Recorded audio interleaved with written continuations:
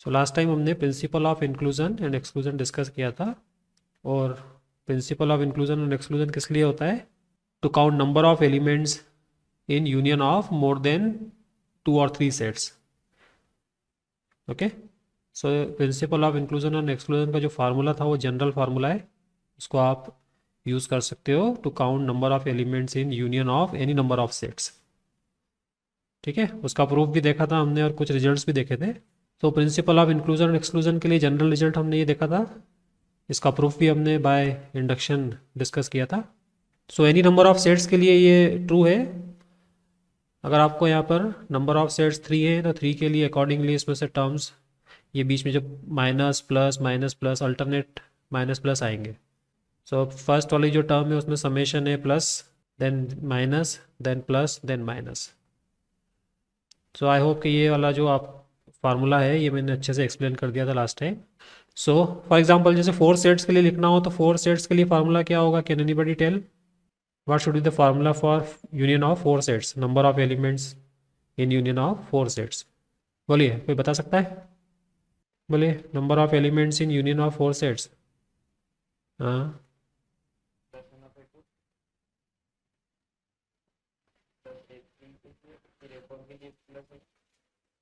ये तो हो गया इंडिविजुअल सेट्स में नंबर ऑफ एलिमेंट्स। ठीक है, next.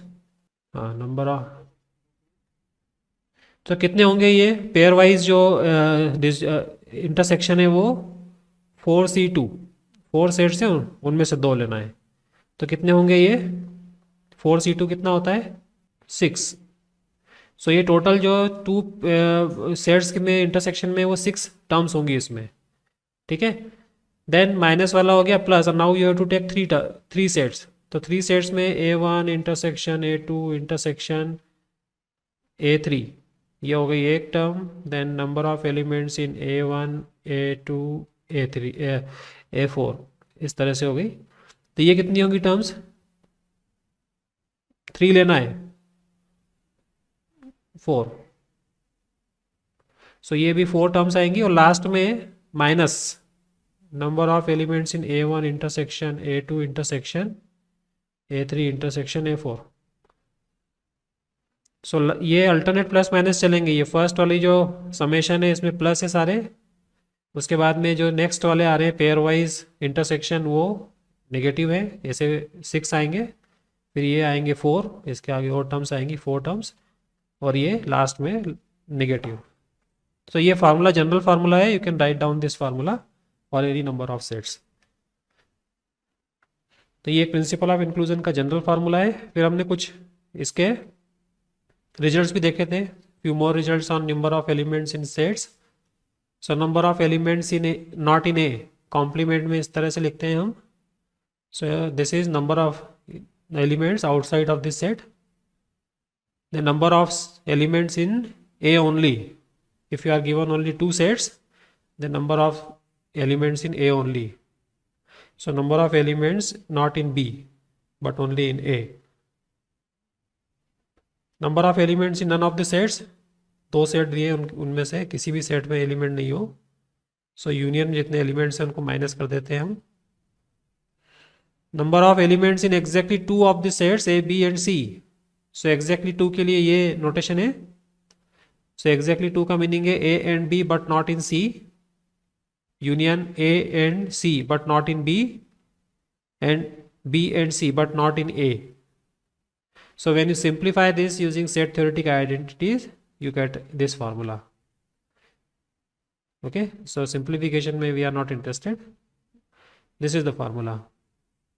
When you are given 3 sets and you have to count number of elements in exactly 2 of the sets, the number of elements belonging to exactly one of A and B. तो ये भी पता है symmetric difference, number of elements in exactly one of the sets A and B. So either A or in B but not in both. ठीक है, तो simplify हो गई, ये फार्मूला निकलता है इसका। The number of elements in exactly one of the sets A B and C, इसके लिए ये नोटेशन है exactly one of the sets. So A but not in B not in C, then this is in C but not in A not in B, and this is in B but not in A, not in C. So when you simplify this using Venn diagram or any other method, you find this formula. So ये formula you have to remember. या on the spot आप solve करने जाओगे या find करने जाओगे तो ये नहीं निकलेंगे. Then number of elements in none of the sets A B and C. तो ये तो क्लियर है. Number of elements in union minus number of elements in A union B union C. Number of elements in universal set. So this is equal to number of elements in universal set minus number of elements in union of all three. So ये कुछ इनके फार्मूले हैं जो principle of inclusion exclusion में use होते हैं. Now how to use them. तो आज हम इसमें कुछ प्रॉब्लम सॉल्व करेंगे एंड वी विल सी कैसे इनको यूज़ करना है. तो जहाँ पर वेन डायग्राम यूज़ होता है वहाँ वेन डायग्राम भी यूज़ करेंगे, बट सेट थ्योरेटिक नोटेशन में लिखना ज़रूरी है. So you have to represent properly कौन सा एला इसमें प्रॉब्लम पूछी है और इसका सेट थ्योरेटिक नोटेशन क्या है. So look at this problem. So इसमें आपको आइडेंटिफाई करना है नंबर ऑफ एप्लीकेंट्स. सो इसके लिए आपको उनको पहले सेट्स लेना पड़ेंगे. सो लेट सेट ए आपने लिया है all the applicants with altitude sickness. So एक सेट आपने ले लिया है set of all applicants with altitude sickness. दूसरा सेट लिया है B set of all applicants not good enough in shape. And third set of all applicants with allergies. So इस set theoretic notation से हमको सॉल्व करना है तो आपको एक प्रॉपरली सेट्स डिफाइन करना पड़ेंगे. आवाज़ आ रही मेरी. चलिए अब सेट थ्योरेटिक नोटेशन में जो इन्फॉर्मेशन दी है उनको कन्वर्ट करो. 450 get altitude sickness. So altitude sickness वाला सेट क्या है A. So number of elements in A वो कितना है 450. सो ये 450 हमने ले लिया यहाँ से get altitude sickness. And 622 are not in good enough shape. So number of elements in B is 622 and 30 have allergies. So number of elements in C, if there are 111 applicants who get altitude sickness and are not in good enough shape. तो ये दोनों का intersection कितना दिया है A intersection B 111 and does not have allergies. ये इसको convert करो. If there are 111 applicants who got altitude sickness and are not in good enough shape. तो ये हो गए 111. Then 14 who got altitude sickness. So altitude sickness and have allergies 18. ये कितने हैं A intersection B. 1 minute. Who got altitude sickness and have allergies. So altitude sickness A intersection C है. This is A intersection C which is 14 and number of elements in B intersection C. ठीक है ये है 18 and intersection of all three A and B and C ये कितना है 9. तो अब इसको ये इंफॉर्मेशन आपके सामने सारी सेट थ्योरेटिक नोटेशन में आ गई है. Now you have to find this how many applicants qualify. So applicants qualify कब करता है जब उसमें ये तीनों डिफिशियंसीज नहीं हो. सो इसके बाहर कितने एलिमेंट्स है वो आपको काउंट करना है. तो उसको काउंट करने के लिए आप वेन डायग्राम भी यूज़ कर सकते हो. जैसे वेन डायग्राम इसका बनाओ तो कैसे बनेगा.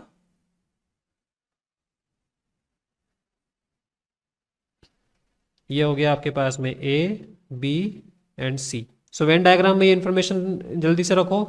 सबसे पहले कौन सी इन्फॉर्मेशन हम रखेंगे इसमें वेन डायग्राम में. सो सबसे पहले इसमें हम जो कॉमन एलिमेंट है A intersection B intersection C वो एलिमेंट यहाँ पर फिल करते हैं. तो ये कहाँ पर आएगा यहाँ पर 9 ए. अब उसके बाद में pair wise intersection A intersection B 111 है. सो 111 में से 9 यहाँ पर है तो यहाँ कितने आएंगे 102. ए इंटरसेक्शन बी में टोटल 111 है. सो ए इंटरसेक्शन बी में यहाँ 102 और यहाँ पर 9 तो टोटल हो गए 111. सिमिलरली ए इंटरसेक्शन सी में 14 है 9 यहाँ पर है तो 5 यहाँ पर आ जाएंगे. फिर बी इंटरसेक्शन सी में 18 है 9 यहाँ पर है तो यहाँ 9 आ जाएंगे. एंड इंडिविजुअल 450 नंबर ऑफ के एप्लीकेंट्स विथ एल्टीट्यूड सिकनेस वो 450 है. तो 450 में से ये इतना यहाँ पर है 111 + 5 कितना हुआ 116. तो 450 में से 116 तो यहाँ पर है बचे कितने 334. सिमिलरली यहाँ पे कितने आएगा बी में 622. तो 622 में से 120 यहाँ पर है. सो 120 यहाँ पर है तो कितने आ जाएगा ये 502. और लास्ट में क्या है 30. सो 18 + 5 23 तो 30 में से 23 गए तो 7। चेक करो वेन डायग्राम के अंदर, आप ये सारी इंफॉर्मेशन फिल कर लो। हाउ मेनी एप्लीकेंट्स क्वालिफाई, तो ये जो अंदर दिखाई दे रहे हैं ए बी सी के अंदर जो भी एलिमेंट, ये ऐसे हैं जिनको कुछ ना कुछ डिफिशियंसी है। जो 334 है उसको एल्टीट्यूड सिकनेस है, 102 है उनको एल्टीट्यूड एंड गुड शेप दोनों है ये 102।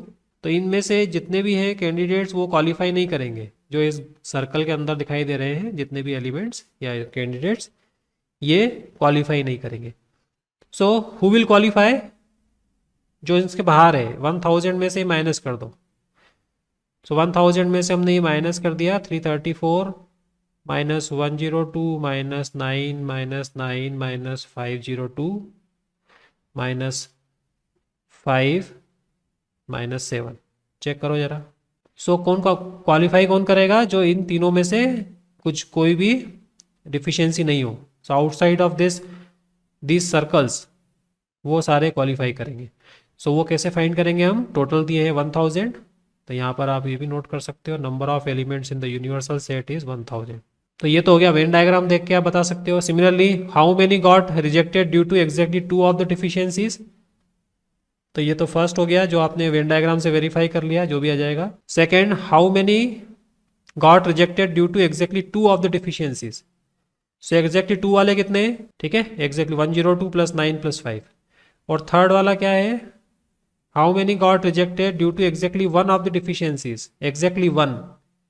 सो इसके लिए 334 502 प्लस 7, जो भी है आएगा exactly 1 of the deficiencies. And how many did not qualify, जो इसके अंदर इन सबका सम ले लोगे तो ये क्वालिफाइड नहीं है। सो इन सबका सम ले लिया आपने फोर्थ में, देन यू विल फाइंड ये क्वालिफाई, या यहाँ पर जो भी फर्स्ट में आएगा उसमें वह बचे हुए जो है वो क्वालिफाई नहीं करेंगे।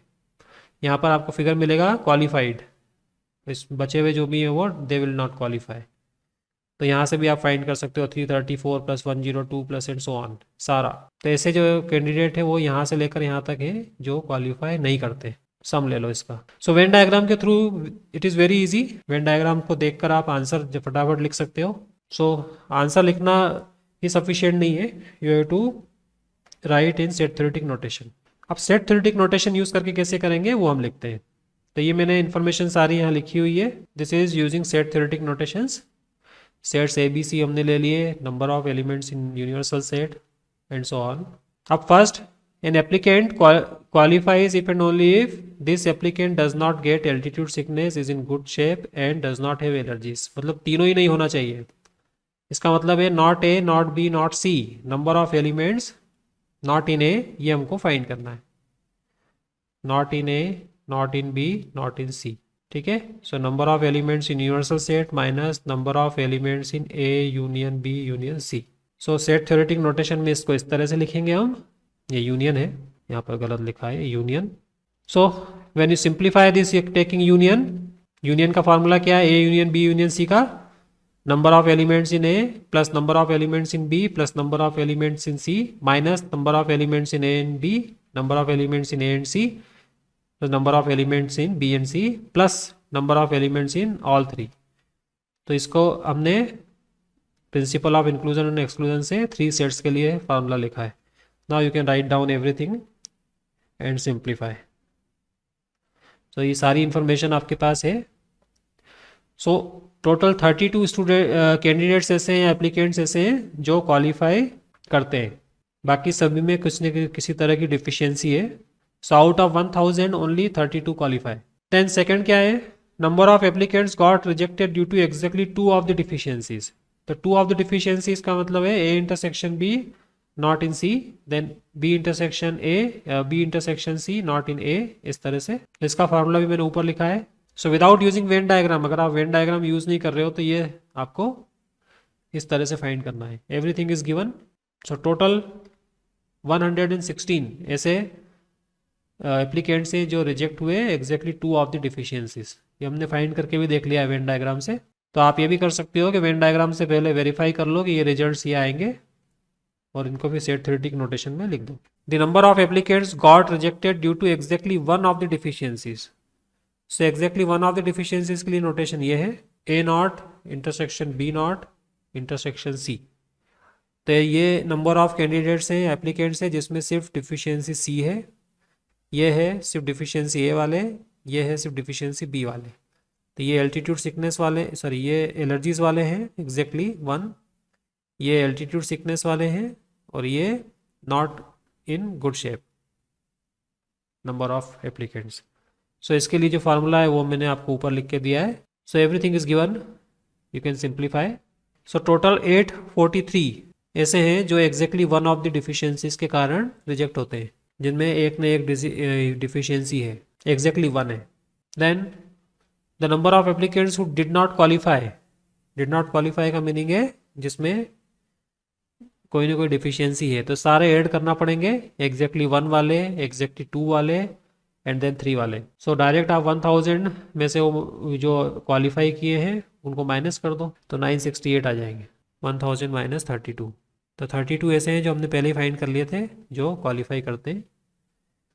सो टोटल 960 स्टूडेंट्स के एप्लीकेंट्स हैं जो क्वालिफाई नहीं करते, बिकॉज उनमें कोई ना कोई डिफिशियंसी है, that means A union B union C में ऐसे 968 एप्लीकेंट्स हैं। So without using Venn diagram write proper formula and then simplify. बोले यहाँ तक डाउट है किसी को? तो ये तो सिंपल सी प्रॉब्लम थी जिसको आप वेन डायग्राम से भी कर सकते हो और दोनों से। अभी एक एग्जांपल देखो ये। So again convert them into set theoretic notation. ये पूरा जो भी है वो इंफॉर्मेशन को सेट थ्योरेटिक नोटेशन में कन्वर्ट करो। So there are 3 types of cars जिनमें रेडियो है, एयर कंडीशनर है एंड वाइट वॉल टायर्स है। सो सेट ए बी सी आप ले लो। अगेन सेट ए ले लिया आपने, cars with radios, then B ले लिया आपने cars with air conditioners, and C ले लिया आपने cars with white wall tyres. So A B C 3 set ले लिए हमने। Now what have been given? 15 of the cars have radios. So number of elements in A 15, number of elements in B 8, and number of elements in C 6, and number of elements in all 3 A intersection B intersection C वो हो जाएगा 3. Determine at least how many cars do not have any options at all.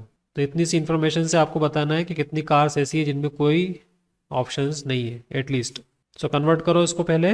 Then what you have to find? कोई भी option नहीं है, इसका meaning है number of elements in A complement intersection B complement intersection C, ये आपको find करना है। And that is equal to number of elements in universal set then number of elements in A union B union C. यहाँ पर number of universal set elements in universal set 30 है, total 30 आपको दिए cars. So simplify this, और इसको और ज़्यादा simplify करें तो ये आ जाएगा। ए बी सी की वैल्यू हमने यहाँ से रख दी है। Now what about this? इसका तो कोई वैल्यूज़ आपको दी नहीं है, ए इंटरसेक्शन वाली कोई वैल्यूज़ नहीं दी हुई है, A intersection B, B intersection C, C intersection सी।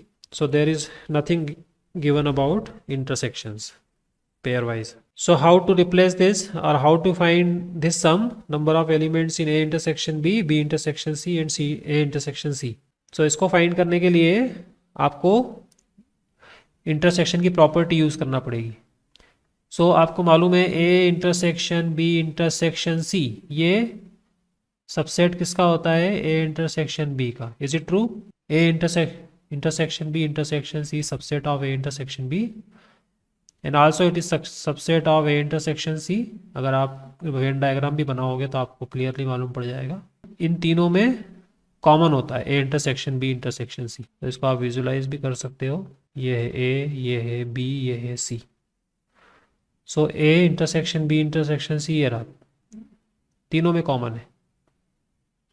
छोटा सा पार्ट है A intersection B intersection C. So ये ए इंटरसेक्शन बी में भी है, बी इंटरसेक्शन सी में भी है और ए इंटरसेक्शन सी में भी। So what can you say about number of elements in this? Is it true? ये ठीक, ये ट्रू है। कितना आएगा? LHS 3 times A intersection B intersection C is less than और इक्वल टू। LHS को ऐड किया, पॉजिटिव है इसलिए कोई प्रॉब्लम नहीं है, एंड RHS को ऐड किया, सो ये आपके पास में इनइक्वलिटी बनेगी A intersection C. So this sum is greater than or equal to 3 times number of elements in A intersection B intersection C. सो इस पूरे को एक्सप्रेशन को रिप्लेस कर दें इससे, 3 times number of elements in A B C. So देखो यहाँ पर ये किस तरह से चेंज होगी, क्योंकि अभी हमने देखा है ये सम जो है दिस इज ग्रेटर देन और इक्वल टू 3 टाइम्स, सो ये -2 एज इट इज़, और ये वाला सम इससे तो इसीलिए यहाँ पर ग्रेटर देन और इक्वल टू साइन आ गया है, because this is greater than और equal to this. So what about this, it is given as 3, number of elements in A intersection B intersection C is 3, so 3 into 3 9, so 7, so number of cars having not having any of the 3, तीनों में से कोई भी चीज़ नहीं है या कोई भी उसमें फैसिलिटी नहीं है, वो हो गई है 7 एटलीस्ट। इसको आगे ऐसा लिखेंगे हम, इक्वल टू साइन के बाद में इनइक्वलिटी साइन आया है कहीं भी, तो ये इस तरह से।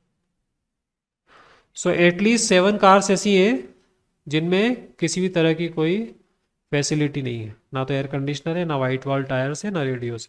So at least 7 cars do not have any of the options at all. इससे ज़्यादा भी हो सकती है, बिकॉज इंटरसेक्शन में कितने हैं वो मालूम नहीं है। तो जो भी अननोन चीज़ है, अननोन को आपने नोन की फॉर्म में कन्वर्ट कर लिया है।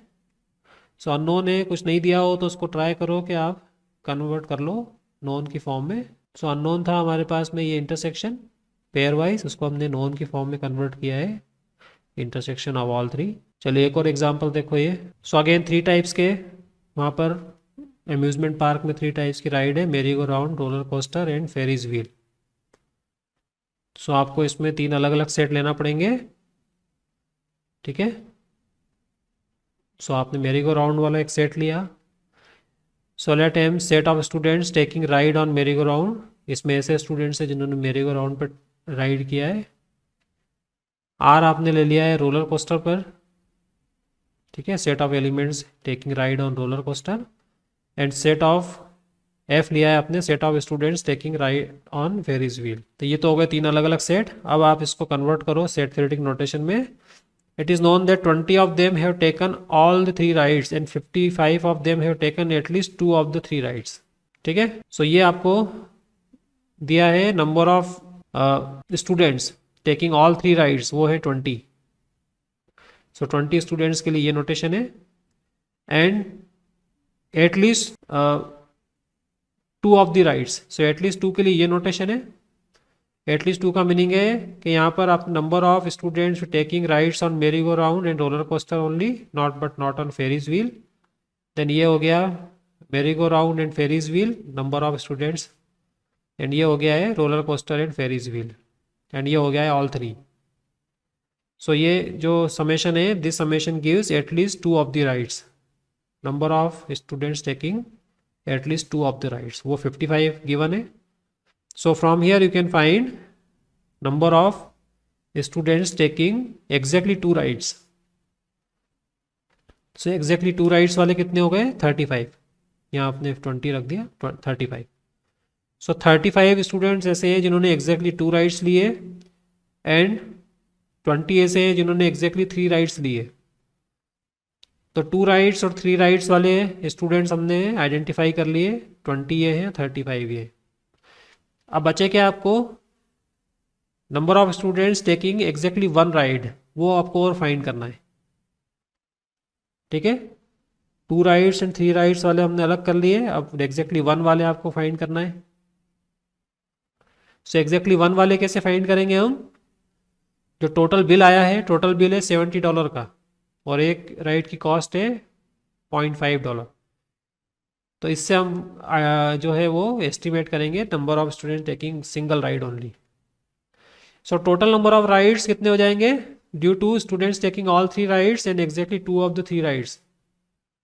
सो 20 राइड्स ऐसी हैं, 20 स्टूडेंट्स ऐसे हैं जिन्होंने तो ऑल 3 राइड्स लिए। सो नंबर ऑफ राइड्स कितनी हो गई है, 20 into 3। सो 60 राइड्स हो गई है due to the students taking all 3 rides. And exactly 2 rides लेने वाले कितने हैं, 35।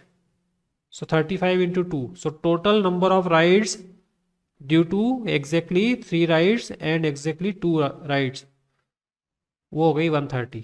सो टोटल 130 राइड्स तो हो गई हैं जिन ऐसे स्टूडेंट्स के कारण जिन्होंने 2 या 3 राइड्स लिए। तो इसमें सिंगल वाले नहीं है, अभी सिंगल वाले हमको एस्टिमेट करना है। सो टोटल रिसिप्ट क्या होनी चाहिए, due to these students, total receipt generated by these students who take 2 rides and 3 rides, वो है $65। सो $65 की रिसिप्ट जनरेट हुई है किसके कारण? ऐसे स्टूडेंट्स के कारण जिन्होंने 2 राइड और 3 राइड्स ली हुई है। तो बट टोटल जो बिल है वो कितना $70 का है। इसका मतलब है कि जो $5 का जो एडिशनल बिल है वो जनरेट हुआ है सिंगल राइड वालों से। तो receipt generated by the students taking single ride वो हो गई $5। $65 की रिसिप्ट जनरेट हुई है जिन्होंने 2 राइड और 3 राइड्स ली है उनके कारण। सो number of students taking single ride कितने हो गए? 10 स्टूडेंट्स, क्योंकि 10 स्टूडेंट्स ने टोटल $5 का बिल जनरेट किया है। एक राइड की कॉस्ट है 0.5, तो ये हो गए 10 students. So 10 students are taking single ride. तो अब आपके पास सभी तरह के स्टूडेंट्स हो गए, single ride, double ride and 3 rides. इन सबको ऐड करेंगे तो ये 65 होते हैं। ये 20 है ऑल 3 राइड्स वाले, 35 है एग्जैक्टली 2 राइड्स वाले, और 10 स्टूडेंट्स है सिंगल राइड वाले। तो इनको ऐड करके देखा तो ये 65 हुए। सो टोटल कितने स्टूडेंट्स थे जिन्होंने राइड नहीं लिया? 10 स्टूडेंट्स, क्योंकि टोटल 75 स्टूडेंट्स गए थे अम्यूजमेंट पार्क में। तो 65 ऐसे हैं जिन्होंने सिंगल राइड लिए, 2 राइड्स लिए एंड 3 राइड्स लिए। सो 75 माइनस 65, 10 स्टूडेंट्स ऐसे हैं जिन्होंने किसी भी तरह की कोई राइड नहीं ली है। सो जब भी आपको प्रॉब्लम बेसिकली सॉल्व करना हो principle of inclusion and exclusion से, always try to identify the individual elements. Single set में कितने हैं, डबल सेट में कितने हैं, 3 सेट्स में कितने हैं। जब आप ये आइडेंटिफाई कर लोगे अलग अलग, तो फिर आपके पास जो भी इंफॉर्मेशन मांगी है वो इजीली निकल जाएगी। तो ये सबसे पहला प्रिंसिपल है कि आप किसी भी इंफॉर्मेशन को सेट थ्योरेटिक नोटेशन में कन्वर्ट करने के बाद में इंडिविजुअल सेट्स में कितने एलिमेंट्स हैं, 2 सेट्स में कितने हैं, 3 में कितने, इस तरह से आइडेंटिफाई करो। सो वेन डायग्राम की हेल्प भी ले सकते हो, नहीं है तो फिर आप सेट थ्योरेटिक नोटेशन भी यूज़ कर सकते हो। So can you convert this into set theoretic notations? So set A आप ले लोगे set of workers who are skilled in painting या who are painters. Then B ले लो आप सेट ऑफ वर्कर्स और candidates who are electricians. C ले लिया आपने set of candidates who are plumbers. 3 ABC set ले लिया आपने, प्लम्बर्स के, इलेक्ट्रिशियंस के और पेंटर्स के। Now you can convert all this information into set theoretic notations. So ये इंफॉर्मेशन इस तरह से लिखी हुई है, नंबर ऑफ एलिमेंट्स और number of candidates in P who are painters. So 45 painters हैं, इलेक्ट्रिशियंस 50 है, प्लम्बर्स 50 है, और ऐसे जिनको ये तीनों काम आते हैं वो हैं 15, ठीक है। और यूनियन में 80 है, यूनियन ले लो या इसका यूनिवर्सल सेट ले लो। सो एग्जैक्टली 2 वाले आपको फाइंड करना है। ये सारी इन्फॉर्मेशन को अगर आप वेन डायग्राम में डालो तो आपको एक रफ आइडिया जरूर मिल जाएगा, अगर पॉसिबल है तो। PEPL। सो कॉमन कितने हैं? 15 है जिनमें तीनों क्वालिटीज़ हैं या तीनों में स्किल्ड है वो। और P कितने होंगे? 45 में से ये गए 50, तो इसमें ये आपको दिया हुआ नहीं है। हाँ, अभी ये आपको ये वाली चीज़ आपको फाइंड करना है, एग्जैक्टली 2, ये सम आपको फाइंड करना है।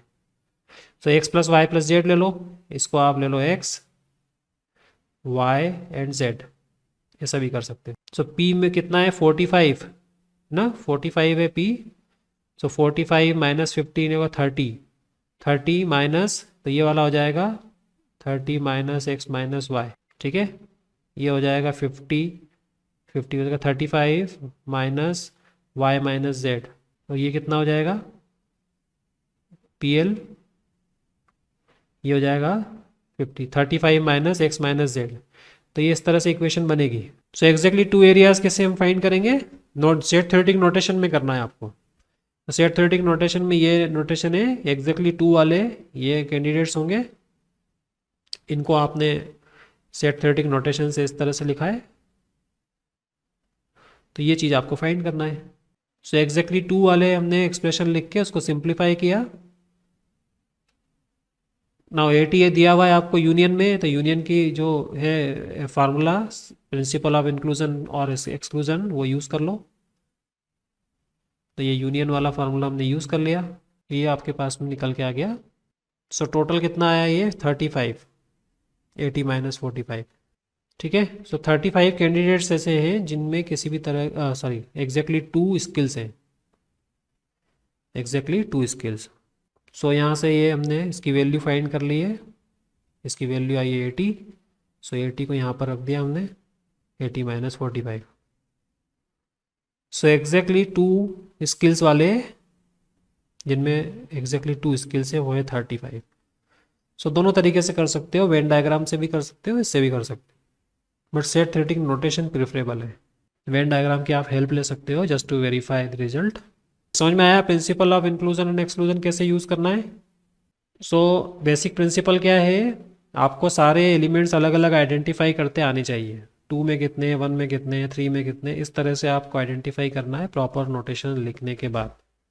इसके लिए आप वेन डायग्राम की हेल्प ले सकते हो, कहीं कन्फ्यूज़न हो तो वेन डायग्राम बना के देख लो, लेकिन 4 या 5 सेट्स होंगे तो उसमें दिक्कत आएगी।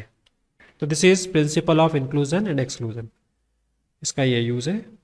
ठीक है, so this is about set theory. बाकी जो सेट थ्योरी के बारे में वो आपको पता है, सेट थ्योरेटिक आप यो नोटेशन यूज़ करते आए हो, यूनियन इंटरसेक्शन की properties, identities. So this is how you can use principle of inclusion and exclusion to find number of elements in different unions or different combination of sets. You can use Venn diagrams also, but Venn diagram use करते समय आपको ध्यान रखना है कि वो just verification के लिए है, आपको सेट थ्योरेटिक नोटेशन जो है वो यूज़ करते आने चाहिए। So I hope you understood what I have told you. Thank you very much.